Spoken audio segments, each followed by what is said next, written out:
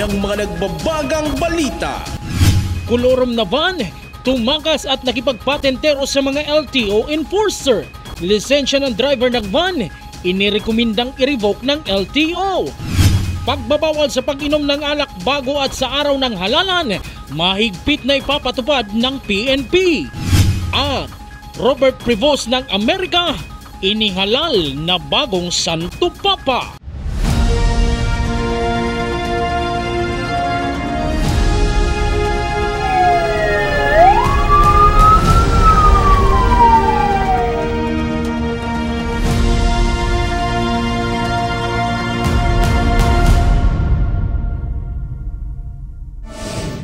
Magandang gabi. Narito ang mga may init na balita sa Camarines Sur. 15 kilometro ang naging habulan ng mga tauhan ng Land Transportation Office sa isang kolorom na van sa Pasakaw, Camarines Sur. Driver nito nakatakas na dati ng nahuli dahil sa pagiging kolorom. May ulat si Eli Balbin. Sa bakanting lote na ito sa Barangay Dalupaon sa Pasakaw, Camarines Sur, inabutan ng mga tauhan ng Land Transportation Office ang puting van na ito. Ang naturang na van inabandona ng mismong driver nito matapos makipagpatentero at makipaghabulan sa mga otoridad. Sa kasamaang palad ay hindi na inabutan ng mga otoridad ang driver ng van. Ayon sa Land Transportation Office o LTO, naharang ng kanilang mga tauhan sa National Highway sa San Fernando, Camarines Sur ang naturang na van mula Metro Manila, lulan ang 15 pasahero na patungo sa ng probinsya ng Albay. Part po ng San Fernando, Camarines Sur ay ito nga pong nasabing vehicle ay nag-evade po siya. Ibig sabihin po hindi po siya nakipag-cooperate sa ating mga law enforcement officers ng yung usual po na routinary checkpoint po natin na i-check po yung lisensya at yung rehistro ng sasakyan. So in short po, tumakas po siya at nag-U-turn from area po ng San Fernando, Camsur at nagpahabol po siya. Ganun po yung nangyari. At inabutan po siya sa may part na po ng Barangay Macad, Pasakaw, Camarines Sur. Aabot sa 15 kilometro ang distansya ng habulan ng naturang van at mga otoridad. Inabutan ng mga otoridad sa Barangay Macad ang van at pinababa ang 15 pasahero kabilang na ang 2 bata. Ngunit nagmatigas ang driver ng kolorom na van at hindi ito bumaba ng sasakyan at muling pinaharurot ang sasakyan. Tukoy na ng LTO ang driver ng van at napag-alaman na dati nang may violation dahil sa pamamasada kahit walang prangkisa. Delikadong-delikado po yun kasi po hindi lang po yung safety niya ang naging at risk, pati na rin po yung mga passengers at syempre po yung mga kasalubong niya sa kalsada. Kung syempre po hindi po natin maiwasan pag gano'n na what if may nabunggo siya or may nabangga siya na either kasalubong or kasabay po sa kalsada.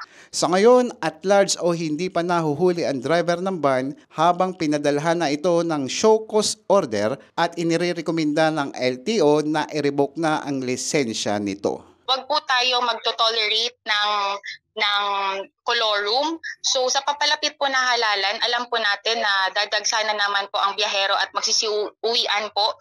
So para po sa kaalaman ng ating mga kababayan, ang kolorum po ay isang sasakyan na ito po ay private at walang prangkisa. Sumakay lamang po tayo sa legal at rehistradong pampublikong sasakyan. Siguraduhin po na may valid LTFRB franchise ang sinasakyan.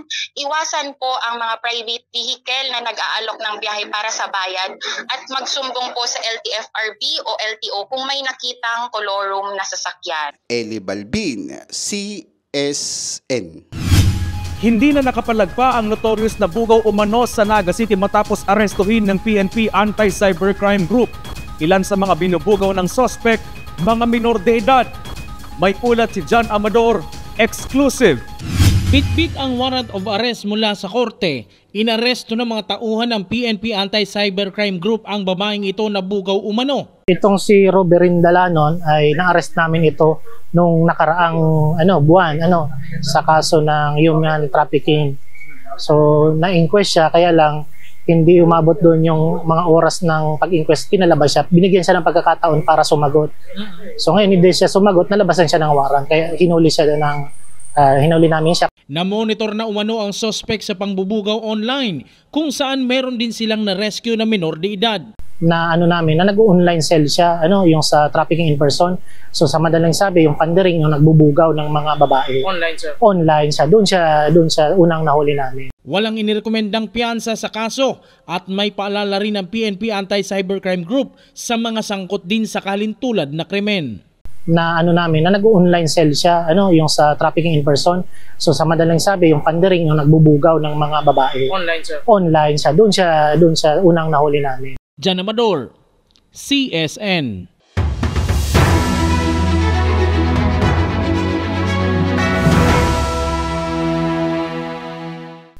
Dalawang araw bago ang halalan na ihatid na ng COMELEC ang mga election paraphernalia sa bawat polling precinct.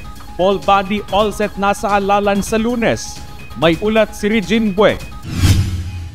Ilang araw bago ang national at local elections, handa na ang COMELEC Naga City para sa nalalapit na halalan na gagawin ngayong Lunes, Mayo 12. Ayon kay Atty. Mike Julia Jr., ang COMELEC officer ng Naga City, all set na ang lahat para sa gaganaping botohan. Dumating na rin ang lahat ng official ballots at naihatid na rin sa 26 na voting centers ang mga automated counting machine o ACM na gagamitin. Ayon kay Atty. Julia, tapos na rin ang seminars and coordinations para sa mga ahensya katuwang nila para sa pagkakaroon ng malinis at matiwasay na 2025 national and local elections.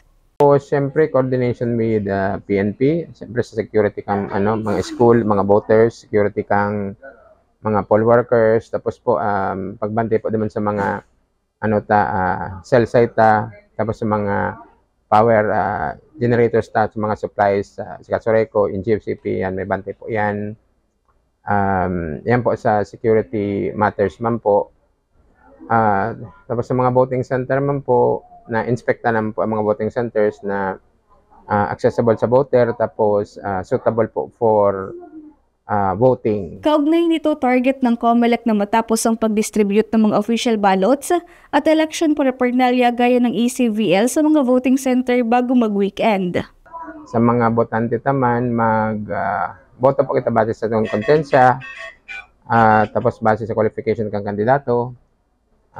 Yan po sa itong Tapos po sa mga botante, advice naman na magdara na po kitang listahan bago magdaman sa presinto para po mabilis po sa itong pagboto. Then sa kandidato man po, campaign period hanggang May 10 na lang. May 11 and 12, may nakita ning pahingalo na pahingalo na. Kaya po ang pagpapanauta po ang mga campaign materials kabela na po ang mga sample ballot hanggang May 10 na lang. Kaya on election day, bawal na po manauning itong mga sample ballot and mga leaflets ng mga kandidato dahil nga May 11 and 12, bawal na ang campaigning. Samantala sa nalalapit na pagtatapos ng pangangampanya, kinokonsidera ng COMELEC Naga na generally peaceful ang halos 2 buwan ng pangangampanya sa lungsod. Regine Bue, CSN. Unti-unti nang dumadagsa sa Bicol Central Station ang mga biyahero mula Metro Manila ilang araw bago ang eleksyon. Influx ng mga magsisiuwian para sa halalan, inaasahan ngayong weekend. May ulat si Jan Amador. 2 araw bago ang halalan, kapansin-pansin ang unti-unti ng pagdagsa ng mga biyahero sa Bicol Central Station sa Naga City. Ayon sa pamunuan ng terminal, tolerable at maayos pang sitwasyong ito. Ngayon po, hindi pa-gaanong dagsa yung pasahero natin kasi po, lahat ng mga pasahero natin ay panay pa lang padating dito sa Bicol region. Actually, base nga sa mga booking offices, sa Cubao at sa PITX, fully booked na ang papauwi ng probinsya. Dito sa atin, mararamdaman natin ang influx ng mga pasahero after the midterm election. Ang magkakatrabahong ito mula Legazpi na pauwi ng Camarines Norte, wala namang problema sa terminal maliban sa biyahe nila mula Albay dahil sa mga road reblockings. Albay to Kamsur, inabot kami ng 4 hours. 4 hours. Albay to Kamsur. Grabe ang traffic dahil sa mga ginagawang kalsada. So far, okay naman. Oo. Pero yung mga katrabaho namin nung nakaraan kahapon, ang alam ko, ginabing, sobra yung nila kasi rush hour, pag rush hour, masyado ng, ginagabi na sila lalo. Sanay kami mag-commute. Handa naman umano ang terminal sakaling maramdaman na ang mabigat na volume ng pasahero ngayong eleksyon. Actually, sa panahon ngayon, karamihan ng mga booking office ay fully booked na. Pero, may pero tayo. Dahil ang pero natin, ang kuha natin dito, marami naman tayong mga available na mga extra buses. Sa katunayan nga, karamihan sa mga buses ngayon, ibang mga lokal, ay nagkaroon na at meron na silang mga special permit. Ayon sa pamunuan ng terminal, walang anumang aberya sa biyahe na mararanasan kagaya nitong nagdaang Holy Week kung saan sobra pa ang bus na available para sa mga pasaherong babiyahe. May mga extra bus din na naka-standby dahil may mga bus company na na-issuehan ng special permit ng LTFRB. Inaasahan ngayong weekend at pagkatapos ng eleksyon ang influx ng mga biyahero sa naturang terminal. Jan Amador, CSN. Kaugnay pa rin sa halalan 2025, mahigpit na ipapatupad ng PNP ang liquor ban sa bisperas at sa araw ng eleksyon sa Lunes. Kakaharaping parusa ng mga lumabag dito. Alamin sa ulat ni Regine Bue. Isa sa mga paraan upang mapanatili ang kaayusan ng eleksyon ay ang pagpapatupad ng election liquor ban. Ang 50 anyos na tinderang si Nanay Vilma, bagamat isang negosyante, pabor pa rin daw siya sa pagkakaroon ng liquor ban tuwing eleksyon. Ayon sa kanya, walang problema kung walang benta sa mga araw na itinalaga sa liquor ban, basta raw ay maiwasan na may manggulo sa mismong araw ng eleksyon dahil sa impluwensya ng alak. Dahil kita manghinayang sa mambebenta ta, and isipon ta ito pong makakaprotect kita sa satong kapalibutan and sa mga tao na maibitaran itong kausa kang dahil pagkakairintindihan because nakainom sinta. So, dahil kita bilang negosyante, sarang aldaw or duwaman sana, ta po yan, sunodun ta. Mayo 11, bisperas ng eleksyon hanggang sa mismong araw ng butuhan sa Mayo 12, ipapatupad ang liquor ban kung saan layunin nitong maiwasan ang pagkakaroon ng hindi pagkakaunawaan at pagkakapikunan sa inuman kung sakaling hindi sumang-ayon sa kanila ang resulta ng halalan. Every time po may election, so kaakibat nito yung liquor ban natin. A day before and the day until the day of or matapos yung voting day natin. So siguro para sa mga nagdadarangog sa tuya, iwasan na muna na ma-engage sa mga irinuman. May day nahali po ang pirikunan, lalo na pag nanggana si kandidato ninda versus sa nadaog. So, yun. Nagkokosyon ng problema. History-wise, may mga nire-respondihan na involved or intoxicated ang mga involved na tao. Kaya pag-implement yan, para po siyempre na election day, may yung siyempre, mga iba magparainom, tapos pag abot sa presinto, magboto, manggugulo. Yan po ang maiwasan po itong unruly behavior po Pag nakainom, unruly ang behavior. Samantala ayon sa COMELEC Resolution 11057, ang sino mang mapapatunayang lumabag sa election liquor ban ay maaaring makulong ng hindi bababa sa 1 hanggang 6 na taon. Exempted naman sa resolution na ito ang mga hotel, resorts, restaurants at iba pang establishmento na may pahintulot mula sa Department of Tourism na nagbebenta ng mga alcoholic drinks sa mga banyagang turista. Regine Bue, CSN. Sa ikalawang araw ng conclave, puting usok ang lumabas sa chimney ng Sistine Chapel na hudyat na may bago ng Santo Papa. Siya si Cardinal Robert Prevost o si Pope Leo XIV. May ulat si Regine Bue. Sa ikalawang araw ng butuhan para sa susunod na Santo Papa nitong 8 ng Mayo, puting usok ang lumabas sa chimney ng Sistine Chapel.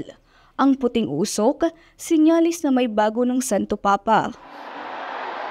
Dumagundong ang hiyawan ng mga nag-aabang sa St. Peter's Square mula sa iba't ibang panig ng mundo.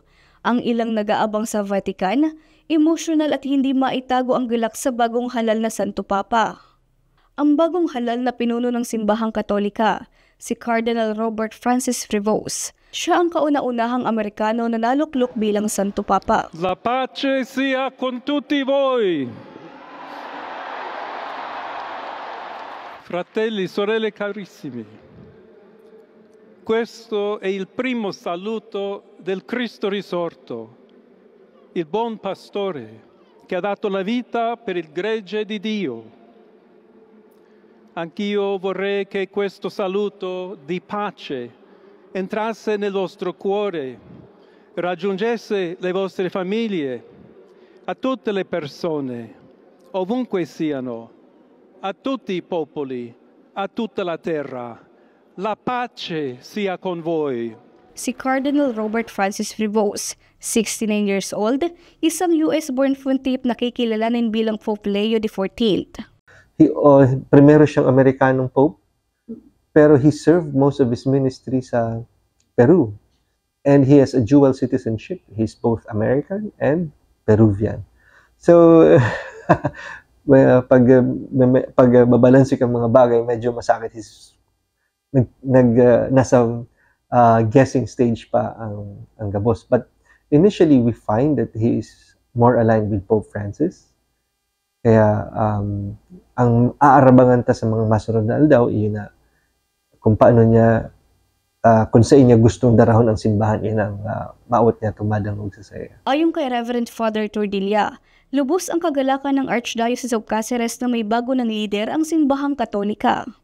Kagaya ni Pope Francis, environment preservation, serbisyo para sa mga nasa laylayan at inclusivity ang nakikitang isusulong ng bagong Santo Papa.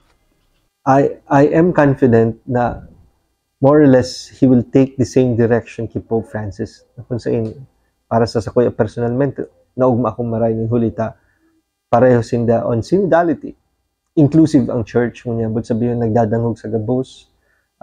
Sabi niya nga ang inot niyang tinaram pagkatapos na ma-elect siya is peace be with you all.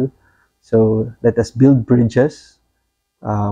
So more or less, yaon siya duman sa synodality trend. Tapos itong pagkamot niya sa mga dukha, saka si mga marginalized, si mga nalingawan sa tuyang banwaan, that's still very much aligned with Pope Francis. So, as in sinabi pa ka ni Pope Leo XIV, iyon na gusto niya ang sarong simbahan misyonero. But sabihin, dahil ka lang dyan, bako kang nasa tore, separated from the people, but itong mga leader kan sa tuyang simbahan, pinapanginutan ng mga tao na magluwas ang simbahan. So I think I'm very happy with that kind of direction. Samantala wala pang inilalabas na dahilan kung bakit Pope Leo XIV ang napili ng bagong Santo Papa. Pero ito raw ay posibleng konektado sa legasiya ng naunang nahalal na Pope Leo. Subalit anuman ang pangalan na pinili ng bagong Santo Papa, nananalangin ng mga mananampalataya ng simbahang Katolika na ang bagong luklok na Santo Papa ay magsusulong ng pagkakaisa at kapayapaan sa mundo. Ovunque siano, a tutti i popoli, a tutta la terra, la pace sia con voi. Regine Boy, CSN. Handa na ang mga eskwelaang gagamiting voting center sa Alalan sa Lunes. Ventilasyon ng bawat silid-alaran, isa sa mga tiningnan dahil sa mainit na panahon. May ulat si Eli Balbin.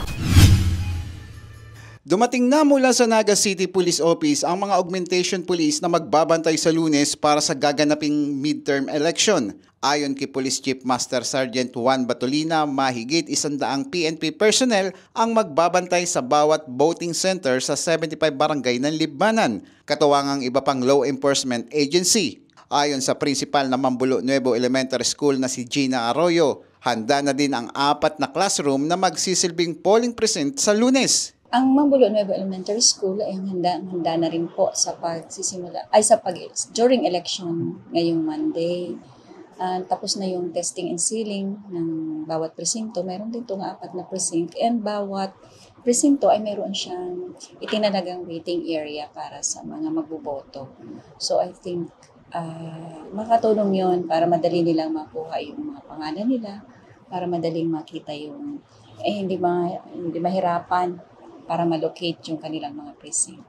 Dagdag pa ni Arroyo, maayos ang ventilation ng kanilang paaralan at mayroon pa silang itatalagang isa pang classroom para sa mga senior citizen, PWD at buntis. Meron tayong isang room na itinalaga ng COMELEC para sa kanila, para sa mga buntis, para sa mga senior citizen. Yun yung nakaseparate kung gusto nila. Yun naman yung sabi sa amin ng COMELEC. So, bali magiging 5 room lahat, yung 4 ay yung regular.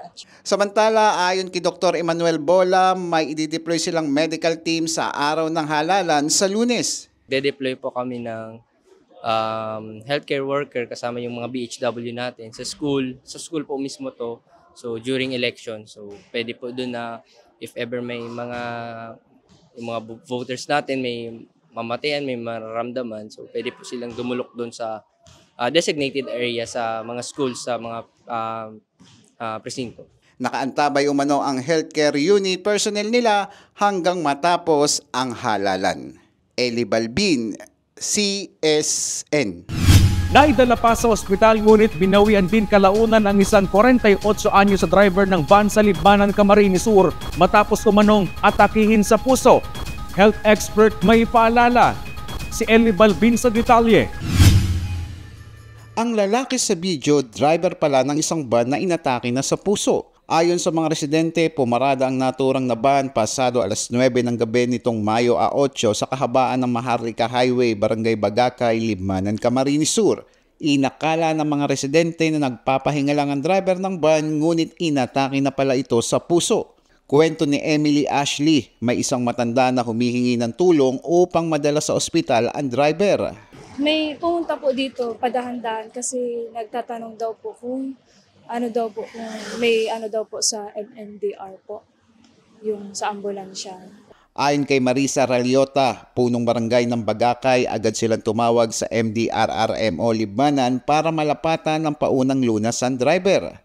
Nag-contact tulos ako sa MDRR dahil nga emergency ata. Iyon na nga itong nahilingin na garo malilipot na si tao tapos garo nagluluya na si pulso kang si lalaki. Kaya po siguro aminit yao naman si MDRR. Mabilis na naisugod ang biktima sa Libmanan District Hospital ngunit binawian ito ng buhay kalaunan. Lumalabas sa investigasyon ng Libmanan Police, may dati ng karamdaman ang naturang na driver. Base po sa report kasi ito pong investigator on case, hindi po gikan sa iya pong health problem. Hindi po pinagtutubulan na iguala po talaga ng hilang na tigdadara sa iyang buhay. Ayon kay Dr. Emmanuel Bola, mas mainam na laging magpakonsulta sa doktor kung may nararamdaman dahil anumang oras maaaring mangyari ang cardiac arrest. Unang-una malaman natin yung health status ng bilang driver.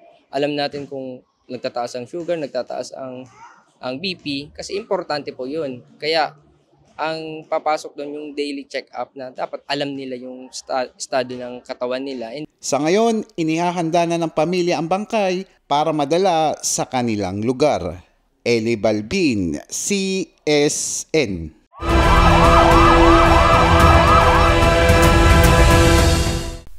Tatlong individual arestado sa magkakahiwalay na buy-bust operation sa Naga City. Isa sa mga suspect na kumpiskahan na aabot sa kalahating milyong shabu na isinilid pa sa neck pillow. May ulat si John Amador. Himas rehas na ngayon at 3 tulak ng pinagbabawal na droga matapos maaresto sa magkahiwalay na anti-illegal drug operation sa Naga City. Sa Zone 3 Concepcion Pequeña, Naga City, 2 ang tiklo sa ikinasang buy-bust operation matapos mamonitor ng PNP ang paglabas-masok ng mga tao sa isang bahay na kanilang tinutuluyan. Isang pusher buyer na nakabili ng shabu na may timbang na aabot sa 1 gramo sa naturang mga suspect. Nakuha sa kanila ang 5 piraso ng plastic sachet at may halagang aabot sa 6,800 pesos. Alas 3 ng hapon, parehong araw, huli rin ng City Police Drug Enforcement Unit at mga personal ng Police Station 5 ang isang 36 anyos na si Rasib na mula pa sa Dato Udin Sinsuat, Maguindanao. Nakuha sa kanya mga paraphernalia gaya ng digital weighing scale at tinatayang 120 grams ng hinihinalang shabu na may kabuuang halaga ng 816,000 pesos. Ang nakuhang droga ay tinago ng suspect sa isang neck pillow. Nasa kustodiya na ng PNP ang mga naarestong suspect na nahaharap sa kasong paglabag sa RA 9165 o Comprehensive Dangerous Drugs Act of 2002. John Amador, CSN. Bumangga at sumampa ang isang MPV sa ginagawang kalsada sa kahabaan ng Maharlika Highway, Barangay del Pilar, San Fernando, Camarines Sur, pasado alas 10 ng gabi nitong Huwebes, May 8. Patungo sanang Naga City mula Pasakaw ang sasakyan ng ito ay maaksidente sa ginagawang kalsada. Hindi umano napansin ng driver ang ginagawang kalsada kaya ito bumangga sa bahagi ng mga nakatambak na bato. Lumalabas sa investigasyon ng San Fernando Police na nakainom ang driver ng MPV. Wala namang nasaktan sa naturang insidente. Sa mga nais kumuha ng Civil Service exams, muling bubuksan ng Civil Service Commission ang registration at application ngayong weekend. Kung papaano, alamin sa ulat ni Marge Serico. Lumabas na nitong May 2 ang resulta ng March 2, 2025 Civil Service Examination Pen and Paper Test. Ayon sa Civil Service Commission o CSC, sa higit sa 300,000 na mga nag-exam, 46,470 lang ang pumasa sa CSC Professional at Sub-Professional level. Kaugnay nito, muling bubuksan ng komisyon ang registration para sa mga nagdanais na kumuha ng Civil Service Examination sa darating na August 11. Ang registration ay isasagawa ngayong darating na Sabado at Linggo, May 10 and 11, 2025. Sisimulan buksan ang registration sa oras na 1:00 ng hapon. Online registration po for the coming August 10, 2025 CSE PPT will be open po, or yung registration po will begin on May 10, 2025, and yung slots po will be posted on May 10, May 16, May 23, May 30, 2025 at 1 PM po siya. And yung slots po is until filled po siya. So, first come, first serve po tayo yung pag-registration. Yung sa Camarines Sur po, meron po tayong for Pili, meron po tayong 2,300 slots.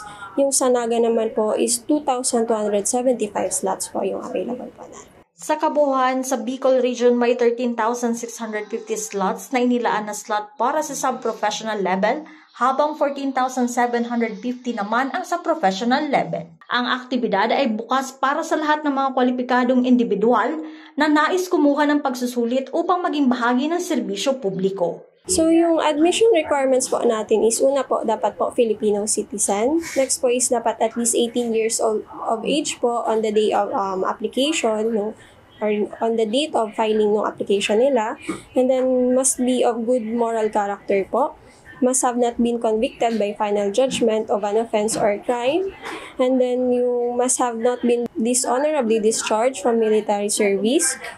Must not be dismissed for cause from any civilian positions po in the government. And last po is must not taken the same level of career service examination within 3 months po before no examination. Inaanyayahan ng komisyon ang publiko na magparehistro ng maaga upang maiwasan ang pagdagsa ng mga aplikante sa huling araw. Sa application requirements po is kailangan po yung online registered and dun po kasi saselect sila ng date kung kailan sila magpa-file. So yung pag-file po is personal po yun. Sa amin po dito sa Camsur, yung filing venue po is sa Robinson's Naga.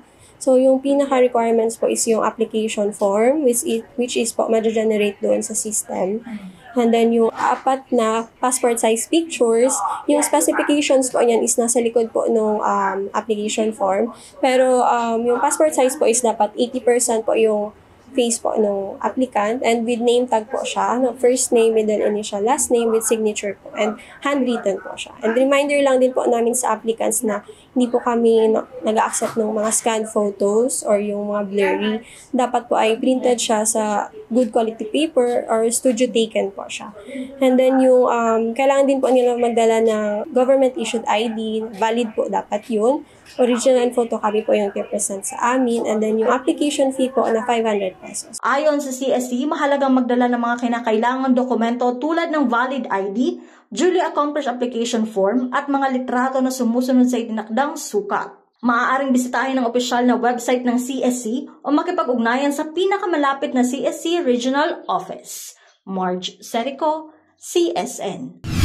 Sa pagbubukas ng school year 2025 to 2026, nakatakda namang ipatupad ng Department of Education sa ilang pilot school ang bagong senior high school curriculum. Ilang paaralan sa Camarines Sur kasama sa mga pilot area ng bagong curriculum. May ulat si Darlene Lastrullo. Magsisimula na ngayong Hunyo o sa mismong pagbubukas ng school year 2025 to 2026 ang pilot implementation ng bagong senior high school curriculum ng Department of Education. Layunin nitong gawing mas simple, makabuluhan at angkop sa pangangailangan ng mga mag-aaral. Sa darating na school year 2025 to 2026, ipapatupad ng Department of Education ang pilot testing ng Strengthened Senior High School Program sa 727 na paaralan sa buong bansa. Kabilang dito ang 567 public schools at 160 private schools. Ayon kay Dr. Sulpicio Alferez, Principal 4 ng Camarines Sur National High School at isa sa mga pilot schools dito sa Bicol na kung dati ay may 2 semesters sa isang taon, ngayong darating na school year ay isa na lang. May mga adjustment na gigibuod. Halimbawa sa adjustment, dati per semester ang senior high school. Ganyan, 1 school year na din. Sa ilalim ng bagong curriculum, mula sa dating 15 core subjects, magiging 5 na lamang ang pangunahing asignatura. Effective communication, life skills, general mathematics, general science at pag-aaral sa kasaysayan at lipunan ng Pilipinas. Bukod dito, mula sa dating 4 na tracks academic, technical, vocational, livelihood, sports at arts and design, magiging 2 na lamang ito, academic at technical professional o Tech Pro. Sa 727 pilot schools, 632 lamang ang mag-aalok ng parehong academic at Tech Pro tracks, 93 ang mag-aalok lamang ng academic track at 2 ang mag-aalok lamang ng Tech Pro track. Ayon sa DepEd, ang pilot implementation na ito ay bahagi ng mas malawak na layunin na i-roll out ang bagong curriculum sa lahat ng paaralan sa school year 2026 to 2027. Nagkaigo kami ng adjustment because prior pa kay niyong pagpa-implement sa MUYA bilang pilot school sa adjusted na senior high school curriculum, so mga estudyante may nagpili na base duman sa previous pa. So nagkaigo kami ng meeting giraray sa INDA just to inform them na may mga adjustment ng ginibo. So kaya nga si iba, pag online registration. Gayunpaman, ayon kay Alferez, binigyang linaw na sa ngayon patuloy ang konsultasyon at pagsasanay ng mga guro para sa epektibong implementasyon. Para sa mga magulang at estudyanteng kabilang sa mga pilot schools, maaaring makipag-ugnayan sa inyong paaralan para sa karagdagang impormasyon tungkol sa bagong curriculum ng senior high school. Darlene Lastrulio, CSN. Sa pagpasok ng buwan ng Mayo, nararanasan na ang panakanakang pag-uulan, ngunit ayon sa Pag-asa ay nasa panahon pa rin ng tag-init. Kaugnay nito, health expert pinag-iingat ang publiko sa mga sakit na maaaring makuha sa pabago-bagong panahon. May ulat si Marge Serico. Allergy at viral infections maaaring makuha ngayon dahil sa pabago-bagong panahon. Nagbabala ang mga eksperto hinggil sa pagtaas ng mga kaso ng allergy at viral infections ngayong panahon na pabago-bago ang klima. Ayon sa kanila, may mga partikular na sakit na karaniwang lumalabas sa ganitong panahon tulad ng allergic rhinitis at allergy-induced cough. May mga seasons po kasi yung mga sakit dahil po yun sa panahon. Ngayong mga summer months, medyo mataas po yung mga kaso natin ng mga allergic rhinitis, mga paubo-ubo, mga allergic cough. Kasi dulot ng panahon, dry yung season, medyo mababa yung humidity. Tumataas po yung dami ng pollen sa mga allergen sa hangin.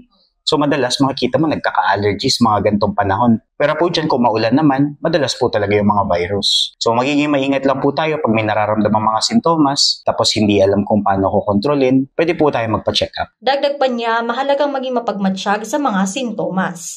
Nagpaalala rin si Dr. Moll sa mga magulang ukol sa karaniwang sakit ng mga bata gaya ng ubo, sipon at lagnat. Ayon sa kanya, ang mga sintomas na ito ay maaaring tumagal ng 4 hanggang 7 araw lamang at maaaring senyales ng mas malalim na karamdaman.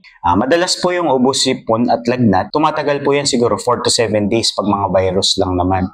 Pag mga mas seryosong infection, mga bacterial po, tumatagal po siya lampas 1 week. So, nakikita mo yung bata medyo nahihirapan huminga or kaya yung lagnat niya hindi nawawala or makikita mo nangihina na siya. Madalas po makakailangan na tayo dito ng gamot tulad ng mga antibiotic. Tapos, wag pong kakalimutan na pag nagkakalagnat, dapat laging control yung temperature lalo na pag mga bata kasi madami din pong sakit na prone sila. Kaya mag-iingat lang po dapat tayo. Bilang paalala, hinihikayat ang publiko na panatiliin ang kalinisan, palakasin ang resistensya at agad na kumonsulta sa doktor kung kinakailangan upang makaiwas sa mga komplikasyon dulot ng allergies at viral infections. Marge Serico, CSN. At yan ang mga may init na balita ngayong araw sa Camarines Sur. Kami ang Kamsur News. Ako po si Chris Novello. Diyos mapalos sa pagtitiwala.